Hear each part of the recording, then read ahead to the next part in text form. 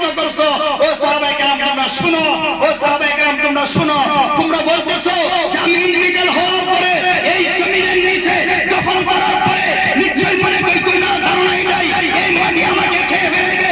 না না না, আল্লাহ রাসূল সাল্লাল্লাহু আলাইহি ওয়াসাল্লামের হাদিস শরীফের মধ্যে বলে ইন্নাল্লাহ হারামা আলা আরদি আন তাকুলা জাসাদাল আম্বিয়া ওয়া নাবিয়ুল্লাহি হাইয়্যুন। বলেন সুবহানাল্লাহ। সাল্লাল্লাহু আলাইহি ওয়াসাল্লাম বলছে ও সাহাবায়ে কেরাম তোমরা শুনো, তোমরা যে ধারণা যে আমি ইন্তেকাল হওয়ার পরে তোমরা ধারণা কি এই মাটি আমাকে খেয়ে ফেলবে। না, ইন্নাল্লাহ হারামা আলা আরদি, আল্লাহ রাব্বুল আলামিন এই জমিনকে হারাম করে দিয়েছে। এই জমিন কোন নবীর শরীয়তকে খেতে পারবে না, তার জন্য কাদের সাহেব এবং ডিঙ্গরাইটি মাদ্রাসার হেড মুদাররিস হযরত মাওলানা নজরুল ইসলাম রেজভী সাহেব এবং হযরত মাওলানা বাবুল হক আল কাদরি সাহেব এবং আমাদের প্রিয় ভাই হাফিজ রেজাউল ইসলাম সাহাব ভাই, ওনারা আপনাদের সামনে মধুর কণ্ঠে আলোচনা করবেন কোরআন এবং হাদিস থেকে। আমি আপনাদের অল্প সময়ের ভিতরে আমি আমার আলোচনা শেষ করব। আমি আশা রাখি সবাই আমার আলোচনা শুনবেন বলে। আল্লাহ রাব্বুল আলামিন আজকে আমাদেরকে এমন এক মাহফিলের মধ্যে বসার জন্য তৌফিক দিয়েছেন। বহুত ভাইয়ারা, বহুত বাবারা আজকের এই মাহফিলের মধ্যে বসতে পারেন নাই, রাস্তা ঘাটে এদিক সেদিক ঘোরাফেরা করতেছে। কারণ আল্লাহ রাব্বুল আলামিন আজকে যে আমাদেরকে এই মাহফিলের মধ্যে বসবার জন্য তৌফিক দিয়েছে। আজকে এই টাইমের মধ্যে বহুত ভাই সিভিলের মধ্যে আছে, হসপিটালের মধ্যে আছে, বহুত ভাই কাজের মধ্যে মুবতলা হয়ে আছে, বহুত ভাই ঘরের মধ্যে আছে, বিভিন্ন কাজের মধ্যে বহুত ভাইরা লাগিয়ে আছে। কিন্তু আল্লাহ রাব্বুল আলামিন আমাদেরকে আপনাদেরকে বিভিন্ন কাজ থেকে ফারিগ করিয়া আল্লাহর এই কোরআনের বাণী এবং আল্লাহ রাসূল সাল্লাল্লাহু আলাইহি ওয়াসাল্লামের হাদিসগুলো শুনবার জন্য আল্লাহ রাব্বুল আলামিন এই জায়গার মধ্যে আসবার জন্য তৌফিক দিয়েছে। সেই মহান আল্লাহ রাব্বুল আলামিনের জন্য সবে আমরা অন্তরের অন্তঃস্থল থেকে আমরা আল্লাহ রাব্বুল আলামিনের শুকরিয়া আদায় করি। সকলে আলহামদুলিল্লাহ, আলহামদুলিল্লাহ।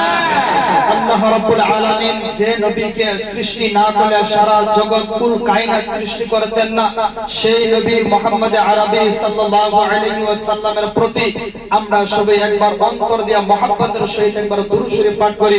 সাল্লাল্লাহু আলা মুহাম্মদ সাল্লাল্লাহু আলাইহি ওয়াসাল্লাম।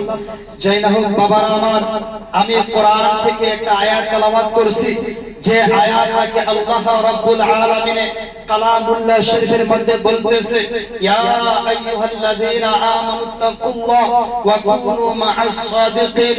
আল্লাহ বলতেছে ও ঈমানদার বান্দারা, তোমরা যারা নাকি আমি আল্লাহকে বিশ্বাস করছো, যারা নাকি তোমরা আমি আল্লাহকে ওয়াহদানিয়াত বলে স্বীকার করছো, আমি আল্লাহ তোমাদেরকে বলতেছি ইত্তাকুল্লাহ, তোমরা আমি আল্লাহকে ভয় করো, তোমরা আমি আল্লাহকে ডরাও। সাথে সাথে আল্লাহ রাব্বুল আলামিন বলছে ওয়া কুনু মা'আস সাদিকিন, অর্থাৎ আল্লাহ রাব্বুল আলামিন বলছে যারা নাকি মুত্তাকি, যারা পরহেজগার, যারা আল্লাহর ওলি, যারা আল্লাহর দোস্ত, যারা আল্লাহর বন্ধু, তাদের সাথে তোমরা হয়ে যাও। বলেন সুবহানাল্লাহ। আল্লাহ রাব্বুল আলামিন কালামুল্লাহ শরীফের মধ্যে বলছে যারা নাকি আল্লাহর ওলি হবে তোমরা তাদের সাথে তোমরা হয়ে যাও। আল্লাহর বাণী কোন দুনিয়ার মুল্লা মুনশির বাণী না। আল্লাহ বলছে ওয়া কুনু মা'আস সাদিকিন, তোমরা যারা আল্লাহর ওলি তাদের সাথে হয়ে তোমরা থাকিও। আল্লাহ রাব্বুল আলামিন আমাদেরকে বলছে। এখন বলুন, আমরা যে পীরের দরবারে আসি, আজকে যে আমরা উরুস মুবারকের মধ্যে আসি, বহু ভাইরা বলতেছে এই জায়গার মধ্যে আসা বেদাত, এই জায়গার মধ্যে আসা মানবে না, এই জায়গার মধ্যে আসা গুনার কাজ। কিন্তু আজকে মেরাজ ভাইয়ের ঘরের মধ্যে পবিত্র উরুস মুবারক উপরে হেডিং এর মধ্যে লেখছে আহলে সুন্নাত ওয়াল জামাতের নবী প্রেমিক জশ্ন ঈদ মিলাদুন নবীর সম্পর্কে। আজকে এই মেরাজের ঘরের মধ্যে নবীর ভক্তা, নবীর আলোচনা, নবীর মুহাব্বতের কোরআন এবং হাদিসের খাজা বাহাউদ্দিন নকশবন্দি, হযরত ইমাম রব্বানি, মুজাদ্দিদ আল-কাসানি, ফারুক আহমদ সরহন্দি, হযরত বড় পীর আব্দুল কাদের জিলানী, মাহবুব সুবহানী, কুতুব হামদানি, হযরত ভারতের রাজা হযরত খাজা আজমিরি চিশতি রাহমাতুল্লাহি তাআলা আলাইহি, যে জায়গার মধ্যে নাম, যে জায়গার মধ্যে শান, শওকত, ইজ্জতকে বয়ান করা হয়, সেই আজকে এই জায়গার মধ্যে আমরা আয়া যদি গুনাহের কাজ করি, বহুত মানুষ বলতেছে এই জায়গার মধ্যে যাও মানবে না বেদাত।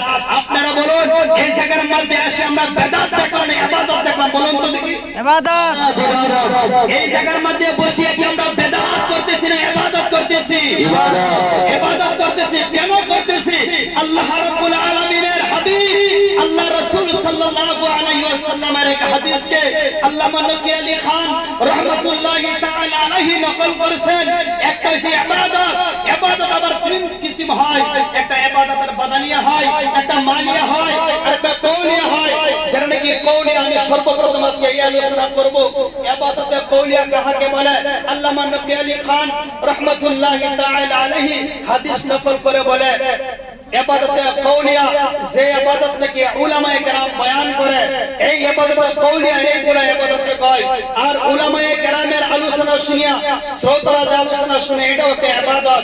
আল্লামা ইমাম নবী আলী খান রাহমাতুল্লাহি তাআলা আলাইহি বলতেছে ইবাদতে কওলিয়া একটা বহুত বড় ইবাদত। আবার আল্লামা নবী আলী খান রাহমাতুল্লাহি তাআলা আলাইহি বলতেছে ইবাদতে মালিয়া, ইবাদতে মালিয়া এমন এক ইবাদত যে ইবাদত থেকে মাল দ্বারা করা হয়, টাকার দ্বারা করা হয়, পয়সার দ্বারা করা হয়, এই ইবাদতকে ইবাদতে মালিয়া বলা হয়। আবার একটা আছে ইবাদতে বাদানিয়া। ইবাদতে বাদানিয়া বাবা কাকে বলে? যে ইবাদত থেকে আপনার ডেড বডি খাটায়া, যে ইবাদত থেকে আমার জিসম খাটায়া সারা রাত নফল নামাজ পড়েন, আপনি দিনের বেলা রোজা রাখেন, আপনার তাকওয়া খাটায় যে ইবাদত করেন, এই ইবাদতকে কি বলে? ইবাদতে বাদানিয়া বলে। বলেন সুবহানাল্লাহ।